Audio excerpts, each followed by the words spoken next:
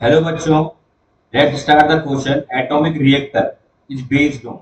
देखिए यहाँ पे पूछा गया है कि एटॉमिक रिएक्टर में से किस पे बेस्ड होता है, तो हमें पता होना चाहिए basically control chain reaction, uncontrol chain reaction, nuclear fission and nuclear fusion. अगर हम फ्यूजन की बात करते हैं डियर, तो फ्यूजन का मीन्स होता है जब दो छोटे न्यूक्लियर, स्मॉल न्यूक्लियर आपस में मिलकर एक बिगर न्यूक्लियर बनाते हैं, that is called fusion reaction. और lot of amount of energy release. ठीक है डियर। और अगर मैं बात करता हूँ न्यूक्लियर फ्यूजन की, यहाँ एक बड़ा न्यूक्लियर छोटे छोटे न्यूक्लियर के अंदर जब डिवाइड होता है उसे हम बोलते हैं न्यूक्लियर फ्यूजन।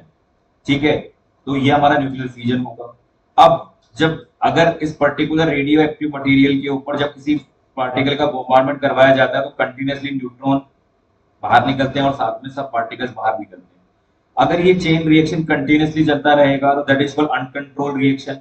और एक पर्टिकुलर टाइम के बाद में इसको कंट्रोल कर लिया जाए या नंबर ऑफ न्यूट्रॉन जो बाहर निकल रहे हैं उनको कंट्रोल कर लिया जाए, that is called control reaction.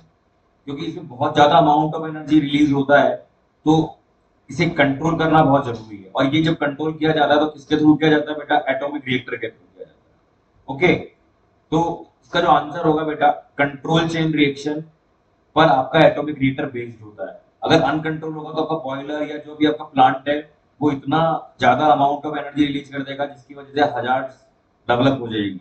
Okay, nuclear bomb same principle में वर्क करता है। अनकंट्रोल चेन रिएक्शन होता है, हाई अमाउंट ऑफ एनर्जी वहां रिलीज होती है।